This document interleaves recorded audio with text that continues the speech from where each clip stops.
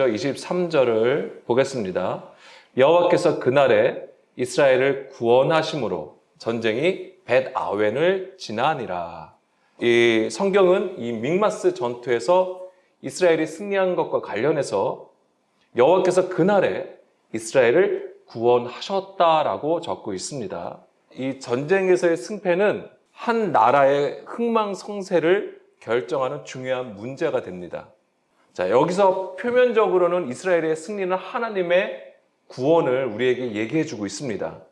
그런데 우리는 표면적인 전쟁에 승리하는 것도 중요한 것이지만 그 안에 또한 하나님께서 우리에게 말씀하시고자 하는 뜻이 있다고 하는 거예요. 그 영적 의미를 우리가 발견할 수 있어야 합니다. 이 믹마스 전투는 모든 면에서 불리했던 이스라엘이 블레셋과의 싸움에서 이긴 것인데 하나님은 이 전투에서 사람의 힘으로 구원할 수 없다는 것을 우리에게 교훈하고 계세요. 그것을 누구를 통해서 보여주게 되냐면 요나단을 통해서 그것을 우리에게 보여줍니다. 그래서 요나단이 말한 게 있잖아요. 뭐라고 했습니까?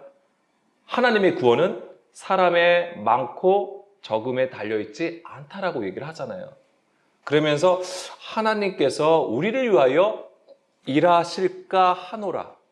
거기서 하나님께서 일하셔서 이스라엘이 승리하기를 원하는 요나단의 구함이 아니라고 말씀을 드렸어요. 물론 요나단의 입장에서는 이스라엘이 승리하면 좋겠죠. 그렇지만 거기에는 하나님의 주권을 먼저 인정해 드리는 고백이라고 말씀을 드렸습니다. 그래서 하나님의 그 구원은 사람의 많고 적음, 사람의 일의 어떤 사이즈에 의해서 결정되는 것이 아니라는 것. 그리고 이 구원, 하나님의 구원 사역은 우리의 상황이 좋은 대로 흘러가게 하시는 게 아니라고 하는 것을 알아야 돼요. 우리가 좋으면은 이게 하나님께서 일하신 거고 하나님께서 우리를 사랑하시는 거야 라고만 생각해서는 안 된다고 하는 거예요. 우리가 비록 넘어지고 힘들어도 그것 또한 하나님께서 우리를 사랑하시는 채찍질이 될 수 있다는 것을 우리는 감지할 수 있어야 된다고 하는 것이죠. 하나님께서 그렇게 하신 이유는 뭐냐면 바로 하나님의 선한 방향으로 우리를 이끌어 가시기 위해서라고 하는 거예요. 그것을 항상 우리가 기억을 해야 되죠. 자, 여기에서 23절에서 보게 되면은 자, 이스라엘의 구원이 의미하는 것이 무엇인지를 볼 수 있습니다. 그것이 뭐냐면 그날에 이스라엘의 구원하심으로 전쟁이 벳아웬을 지난다라고 했어요. 전쟁이 벳아웬을 지난다. 자, 이 벳아웬은 이 믹마스 전투에서 서쪽으로 한 1.2km 정도 떨어진 장소라고 합니다. 그러니까 블레셋이 동쪽으로 가가지고 거기서 이스라엘과 싸웠잖아요. 그래서 거기서 지금 패배하고 지금 오히려 서쪽, 지중해 쪽으로 물러난 상태를 얘기하는 거예요. 그런데 전쟁이 벳아웬을 지난다라고 했는데 이것이 이제 하나님의 구원이 된다라고 하는 거예요. 그래서 이 벳아웬이 무슨 뜻인지 알면은 이해할 수 있습니다. 뭐냐면 벳아웬은 고통의 집, 헛됨의 집이란 뜻을 가지고 있습니다. 자, 이게 벳아웬, 그래서 벳이 이제 바이트죠. 그래서 집이란 뜻이고요. 그 다음에 아벤, 이제 이게 쓸데없음, 헛되게 노력하다, 고통, 헛됨, 우상 이런 뜻을 가지고 있는 거예요. 그러니까는 벳아웬은 고통의 집 또는 헛됨의 집을 건너가다라는 뜻을 가지고 있는 것이죠. 지나가다가 건너가다라는 거예요. 아바르라는 단어인데요.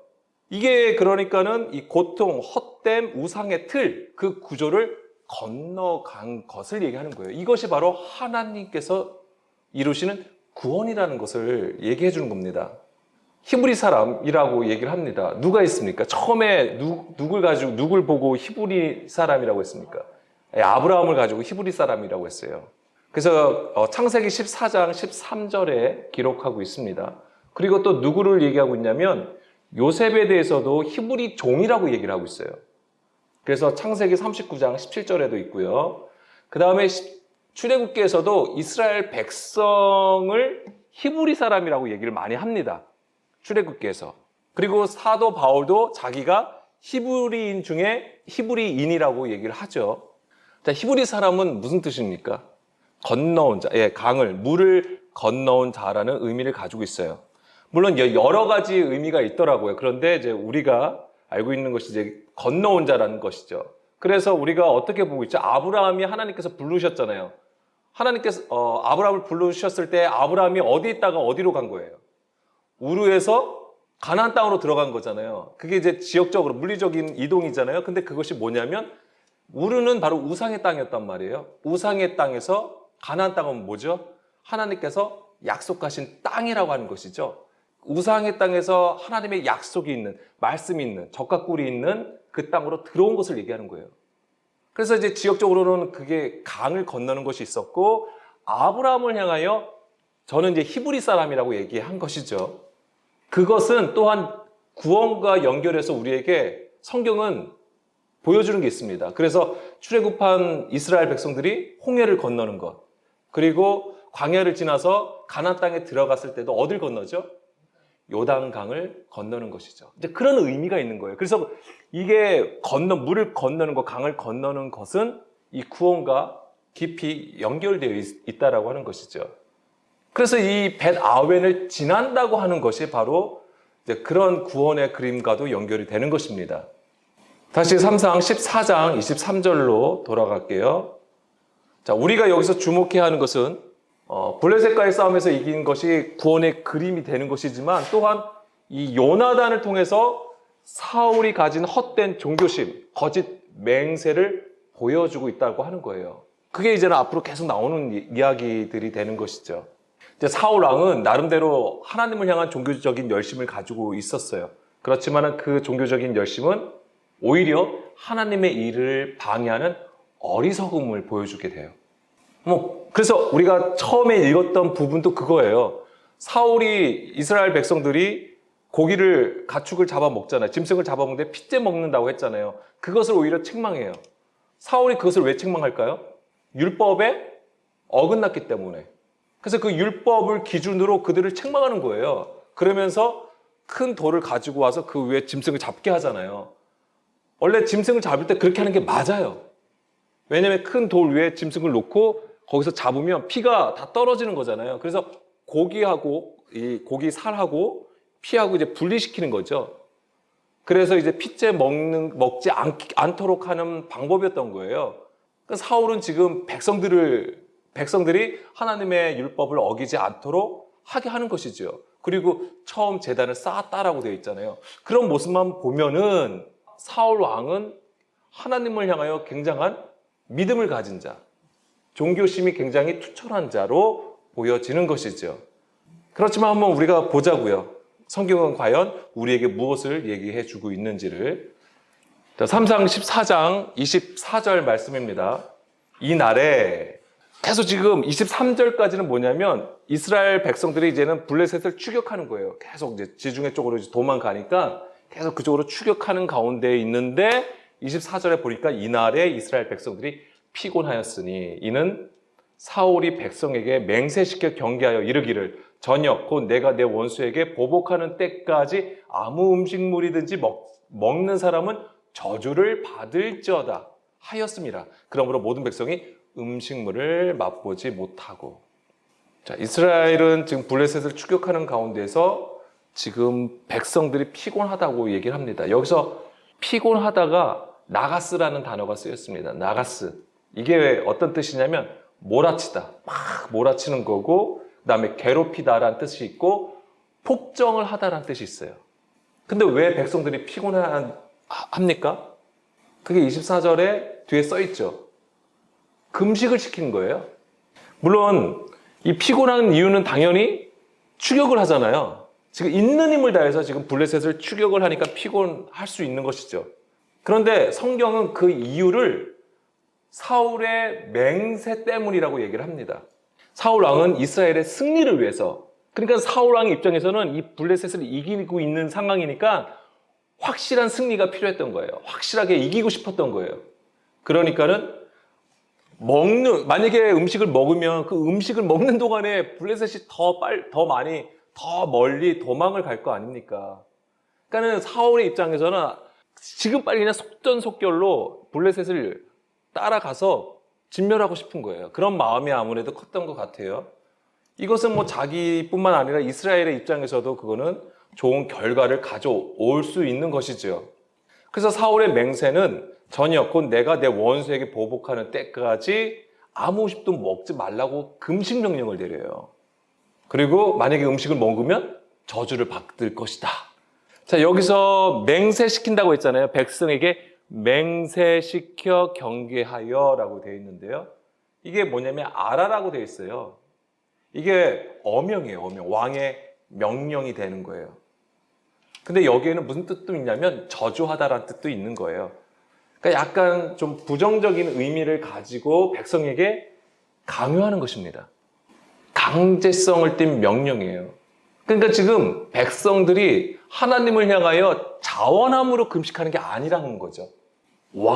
사울 왕이 모든 상황을 파악하여서 자기에게 유리한 것에 맞춰서 지금 금식을 하게 한 거예요. 좀 전에도 말씀드린 것처럼 사울 왕은 속전속결로 완전한 승리를 원했던 것이죠. 이 승리가 사울에게는 자기의 업적을 높이는 것에 쓰였던 거죠. 자기의 업적을 높이는 거죠. 근데 이것은 오히려 무엇을 보여주냐면 자기의 의를 세우고 자기 소욕을 채우기 위해서 이스라엘 백성들을 이용하는 것을 우리에게 보여주는 것이죠. 나중에 말씀을 드리겠지만은 이것은 이제 육신에 속한 자, 세상 임금이 되어서 하나님의 일을 거스르는 것을 보여주는 겁니다. 자, 그래서 갈라디아서 5장 17절 말씀을 볼까요? 갈라디아서 5장 17절 말씀을 보게 되면 육체의 소욕은 성령을 거스른다라고 되어 있어요. 그러니까 지금 이 사울은 육체의 소욕을 따라서 행하고 있는 것이 되는 것이죠. 근데 이거와 대비되게 보여주는 것이 바로 요나단이었던 거예요.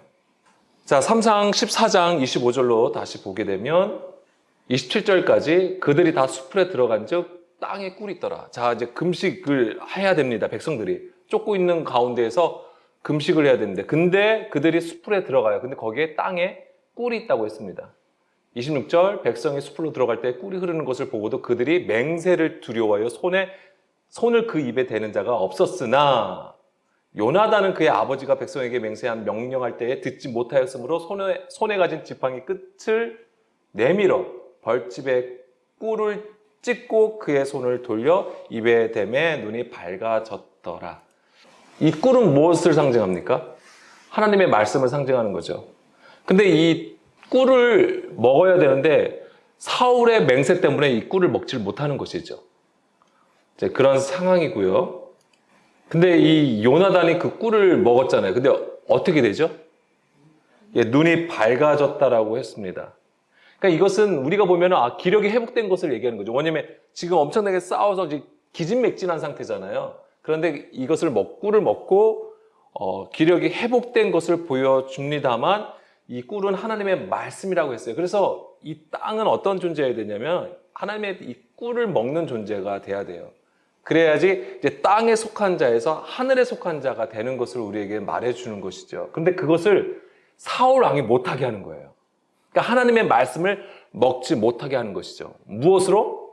사람의 소욕을 따라 행하게 하는 거예요. 그러니까 사람의 가르침을 듣고 행하게 함으로써 불법을 저질러서 하나님과 떨어지게 만드는 상황을 만들어 버리는 거예요. 그러니까 사울은 이 하나님의 일을 방해하는, 이게 하나님의 일인데 이게 전쟁 일이잖아요. 하나님의 전쟁이라고 했습니다.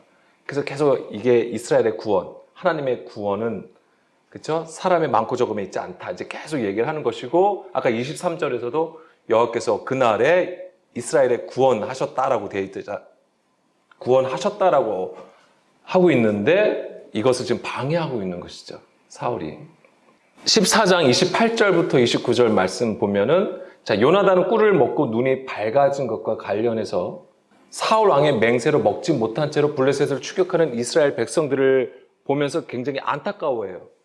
왜 그러냐면 백성이 무엇이든지 먹었더라면 더 많은 블레셋을 이겼을 것이다. 그 얘기를 합니다. 블레셋과의 싸움에서 엄청난 승리를 거뒀을 것인데 오히려 먹지 못하고 피곤한 상태에 있기 때문에 그것을 더 못하고 있다. 이것에 대해서 안타까워하고 있는 것이죠. 그래서 이 사울의 맹세는 이 강제적인 명령으로 백성들로 하여금 육체의 소욕을 따르게 한 것이라고 할 수 있고 그것은 오히려 하나님의 일을 방해하는 사람의 일이 되는 것이죠. 결국 하나님과 원수가 되게 해서 멀어지게 하는 일을 만들었던 겁니다. 그러니까 그러므로 백성들이 피곤하였다라고 돼 있죠. 그렇죠? 이 28절 그러므로 백성이 피곤하였다. 여기서 피곤하다는 아까 24절에서 나온 피곤하다와는 다른 단어가 쓰여 있어요. 번역은 같이 피곤하다이지만은 24절에서는 나가스라는 단어가 쓰였다고 했잖아요. 뭐 몰아치다, 괴롭히다라는 뜻인데 여기서는 IF가 쓰였습니다. IF. 이게 뭐냐면 그냥 기운이 없다라는 뜻이에요. 기운이 없다. 지치다라는 뜻을 가지고 있어요. 그런데 이 지친 정도가 어느 것을 얘기하냐면 사사기 4장 21절 보게 되면은 그가 깊이 잠드니 헤멜의 아내 야엘이 장막 말뚝을 가지고 손에 방망이를 들고 그에게로 가만히 가서 말뚝을 그의 관자놀이에 박음에 말뚝이 꿰뚫고 땅에 박히니 그가 기절하여 죽으니라. 이 얘기가 누구 얘기죠? 사사 드보라와 이제 바락에 의해서 이 누구죠? 시스라. 이 시스라가 도망을 치잖아요. 져서. 근데 바로 이 헤벨의 아내 야엘이 말뚝을 박아서 죽는 거잖아요. 여기서 IF가 어디에 쓰여 있냐면 기절하여. 그가 기절하여. 기절하여 IF 죽으니라 무트. 그러니까 이 IF가 여기서는 어떻게 해석이 되냐면 기절한 걸로 나와요. 죽은 상태를 얘기하는 것이죠. 그러니까 지금 다시 백성들이 3상 14장 28절로 돌아가면 여기서 지금 요나단이 보기에 지금 백성들이 피곤하다라고 된 거잖아요. 그러니까 어떤 상태냐면 지친 상태인데 이게 뭐냐면 기절하여서 죽은 상태를 얘기하는 거예요. 그게 굉장히 지금 심각한 거예요. 지금 이 이스라엘이 표면적으로는 지금 블레셋과의 싸움에서 승리를 한 것이지만은 승리해서 막 지금 추격을 하고 있는 것이지만은 어떤 상태냐면 죽은 상태, 기절한 상태라고 하는 거예요. 하나님은요 사울 왕을 처음 세우셨을 때에 이스라엘의 요구를 따라서 이제 사울 왕을 세우시잖아요. 근데 그때 사울 왕을 부르실 때 뭐라고 하셨냐면 그가 이스라엘을 블레셋으로부터 구원할 것이다라고 했어요. 지금 사실은 표면적으로는 그 일이 벌어지고 있는 것이지요. 그렇지만 사울 왕의 거짓 맹세, 아까 금식하게 한 거예요. 그 거짓 맹세로 육체의 일을 도모하고 있는 거예요. 근데 그 육체의 일이 아무리 이스라엘 입장에서 승리하고 사람의 보기에 좋은 일이라 할지라도 그것은 뭐와 같냐면 죽은 거와 같다라고 하는 것이죠. 바로 사람의 가르침을 받아 행하는 불법이었던 것입니다. 그리고 29절 보겠습니다. 3상 14장 29절 말씀에서 보게 되면 요나단은 이런 상황에 대해서 내 아버지께서 이 땅을 곤란하게 하셨도다. 여기서 땅도 에레츠예요. 근데 바로 누구를 얘기하는 거예요? 백성들을 얘기하는 거예요. 근데 여기서는 이제 땅이라고 아예 번역이 된 것이죠. 아버지께서 이 땅을 곤란하게 하셨다. 곤란하게 하다. 아카르가 쓰였습니다. 아카르. 이제 이것은 물을 휘젓다, 교란하다, 괴롭히다라는 뜻을 가지고 있습니다. 지금 이 요나단은 지금 이런 상황이 지금 하나님의 뜻에 맞지 않음을 그가 어느 정도 알고 있는지 몰라요. 근데 성경은 요나단을 통해서 지금 사울 왕이 하나님 앞에 대적하고 있는 것을 보여주는 거예요. 육체의 일로 하나님을 지금 대적하고 있다라는 것, 방해하고 있다는 것을 보여주고 있다라고 하는 것이죠. 자, 3상 14장 30절, 31절까지 보게 되면은 하물며 백성이 오늘 그 대적에서 탈취하여 얻은 것을 임의로 먹었더라면 블레셋 사람을 사육함이 더욱 많지 아니하였겠느냐. 그날의 백성이 믹마스에서부터 아얄론에 이르기까지 블레셋 사람을 쳤으므로 그들이 심히 피곤한지라. 자, 믹마스에서부터 아얄론까지 이르기까지 블레셋 사람들을 쳤다라고 하는 거예요. 그러니까 그 성과도 굉장히 좋았다고 하는 거예요. 그런데 그러니까 그것은 금식하는 가운데서도 엄청난 성과를 이뤘는데 하물며 만약에 먹을 것을 취하였다면 더 큰 성과를 이뤘을 거라는 것이죠. 사울의 맹세는요, 이스라엘을 위한 일처럼 보이지만 사실은 하나님의 말씀을 먹지 못하게 함으로써 하나님의 일을 방해하는 거짓 맹세였던 것이죠. 그리고 32절, 백성이 이에 탈취한 물건에 달려가서 양과 소와 송아지를 끌어다가 그것을 땅에서 잡아 핏째 먹었다라고 했습니다. 자, 이제는 이 상황이 그러니까 이제 끝났어요. 이제는 사울 왕이 금식을 맹세하게 했잖아요. 금식을 시켰단 말이에요. 이제 그 시한이 끝난 거예요. 그러니까는 이제 백성들이 어떻게 하는 거예요? 그냥 막 달려가가지고 잡아먹는데 이제 급급한 거예요. 그 모습입니다. 근데 왜 이런 일이 벌어졌을까? 이게 바로 사울의 맹세 때문이라고 하는 것이죠. 이것은 율법을 어긴 것이 됩니다. 원래 짐승을 잡을 때는 큰 돌 위에다가 올려놓고 죽이고 그 다음에 피를 다 뺀 다음에 먹게 되어 있어요. 근데 그것을 안 한 것이죠. 그리고 율법에서는 고기를 먹을 때 핏째 먹지 말라고 얘기를 합니다. 레위기 19장 26절 말씀만 볼게요.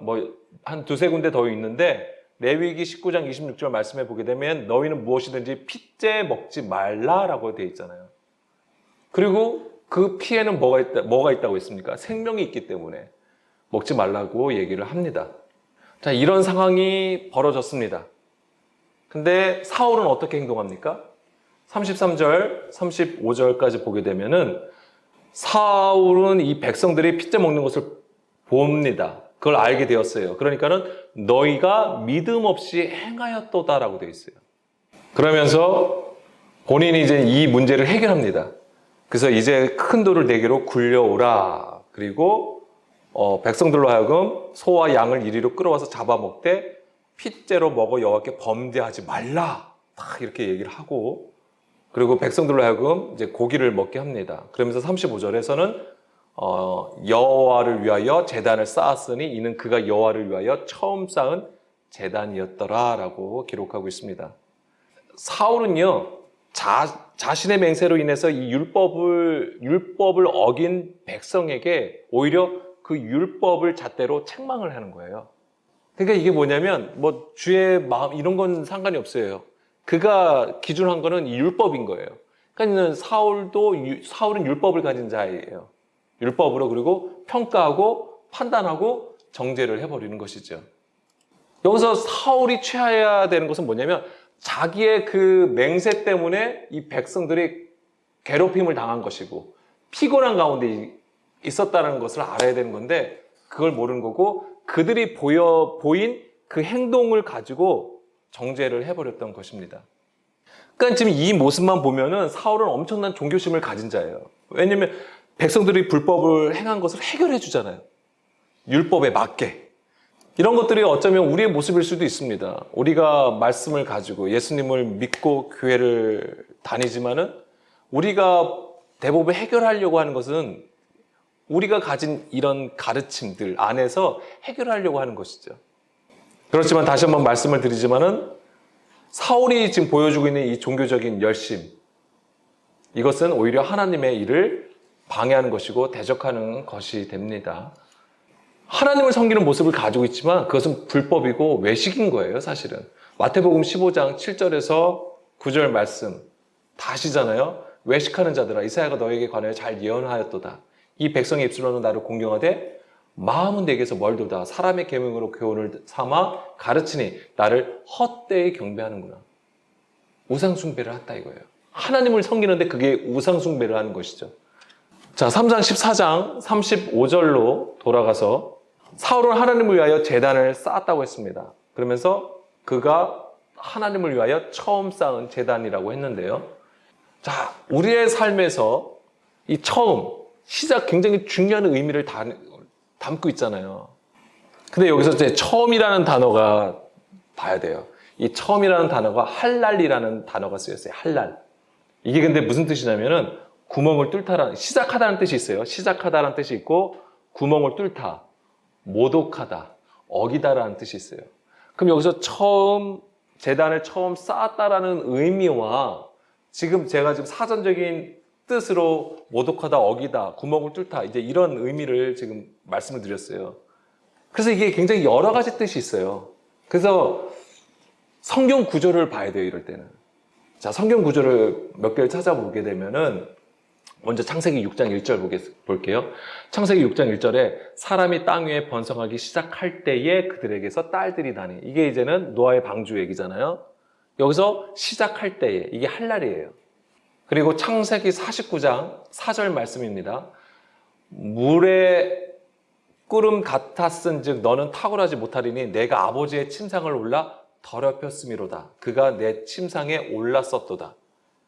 이게 지금 야곱이 예언하는 거죠. 자식들을 위해서 예언하는 거거든요. 그런데 여기서는 이게 누구 얘기입니까? 장자 루벤의 얘기예요. 그런데 여기서 더럽혔습니다.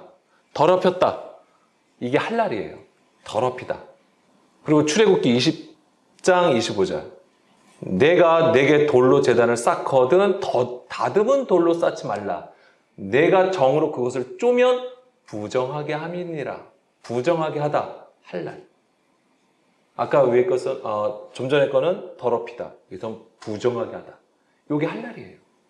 자, 레위기 18장 21절.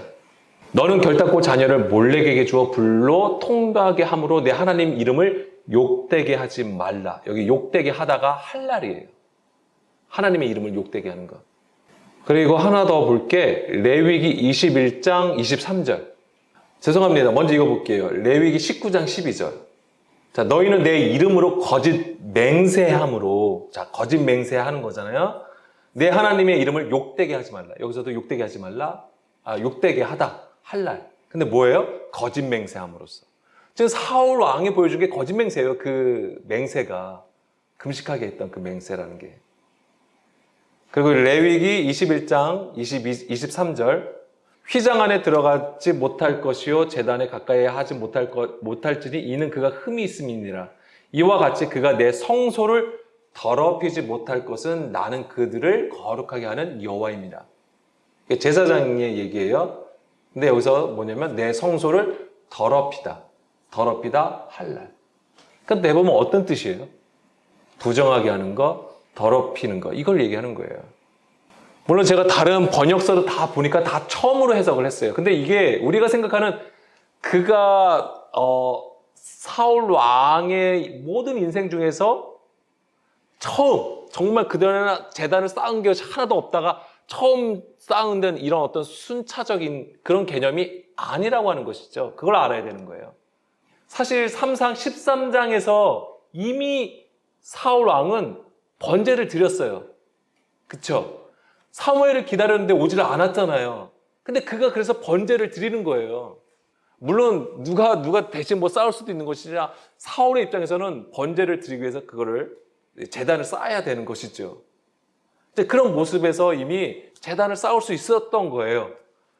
근데 여기서 3장, 14장에서는 처음 제단을 쌓았다라는 표현을 하고 있습니다. 이 얘기는 사실은 계속 우리가 13장부터 13장, 14장, 그리고 이제 15장에서도 보겠지만은 계속 이 사울이 세상 임금을 상징하는 거고 육신에 속한 자임을 계속해서 보여주고 있다라고 하는 것이죠, 성경은. 그래서 지금 이 사울 왕이 거짓 맹세를 통하여 이스라엘 백성들로 하여금 하나님 그 율법을 지금 범죄케 했단 말이에요.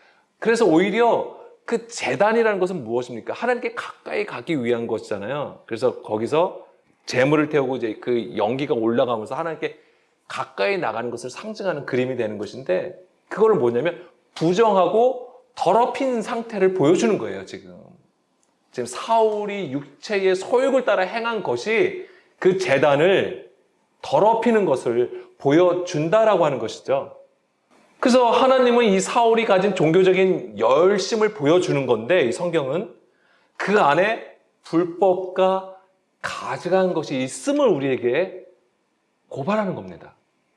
자, 고린도전서 3장 16, 17절 말씀 보게 되면은, 자, 너희가 하나님의 성전이라고 했습니다.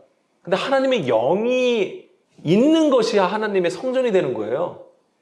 그래서 17절에 누구든지 하나님의 성전을 더럽히면 하나님이 그 사람을 멸하시리라. 더럽히는 거, 부패하는 거잖아요. 어떻게 해야지 하나님의 성전이 더럽혀집니까? 하나님의 영이 아닌 다른 영이 있게 되면, 다른 교훈, 뭐예요? 사람의 계명, 사람의 가르침을 받고 행하는 것이 바로 그 성전을 더럽히는 것입니다. 그러니까 사울의 맹세는 하나님을 위한 것이고 이스라엘을 위한 것처럼 보여집니다. 그렇지만 육체의 소욕으로 자기의 의를 세우려는 탐심이라고 하는 거예요. 성경은 이 탐심을 우상 숭배와 연결해서 우리에게 얘기해주고 있는 것이죠. 그래서 정리하면은 이 성경에서 보여주는 전쟁은 하나님의 전쟁이라고 말씀을 드렸습니다. 이 하나님의 전쟁은 무엇으로 하는 전쟁이에요? 말씀으로 하는 거예요. 말씀으로 하는 겁니다. 그럼 요나단을 볼까요? 요나단을 통해서 하나님은 하나님의 전쟁, 하나님께서 일하시는 것을 보여주시는 거예요. 구원을 보여주신 건데 요나단하고 누가 따라갔죠? 칼을 든 소년이 그 블레셋 수비대로 들어간 거잖아요. 요나단은 바로 그리스도를 보여주는 것이고 칼을 든 소년은요. 말씀을 가진 자들을 보여주는 거예요. 그 그림이. 그러니까 하나님의 전쟁은 이 말씀으로 싸우는 겁니다. 그리고 말씀으로 승리하는 겁니다. 근데 사울은 무엇을 보여주냐면 종교적인 열심, 그러면 자기들이 가진 상황을 따라 판단한 전략들, 이런 걸 가지고 하는 거예요. 표면적으로는 승리하지요. 그렇지만 결국에는 사울과 요나단이 누구와 싸워서 죽어요? 블레셋과 싸워서 죽는 거예요.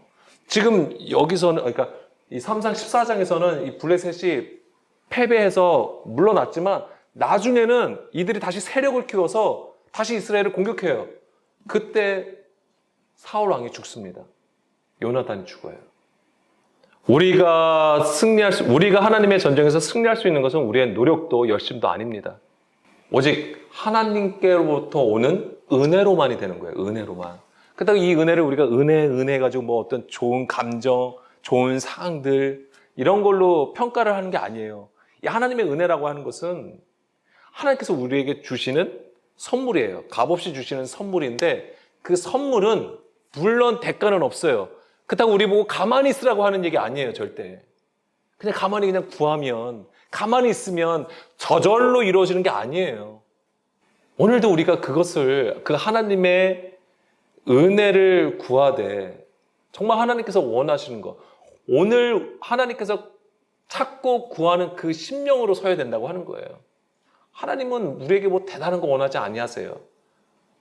우리가 가난하여지고 하나님을 찾고 구하는 그 갈급함, 그 사모함, 회개하는 그 심령, 그것들을 원하는 거잖아요. 하나님의 시작은 거기에 있는 거예요. 회개하는 심령, 그 가난함 가운데 내가 죄인입니다. 그런 가운데 하나님께서 은혜의 은혜를 주시는 거예요. 그런 자들을 향하여. 오늘도 우리가 이것을 구해야 되는 것이죠. 함께 기도하기를 원합니다.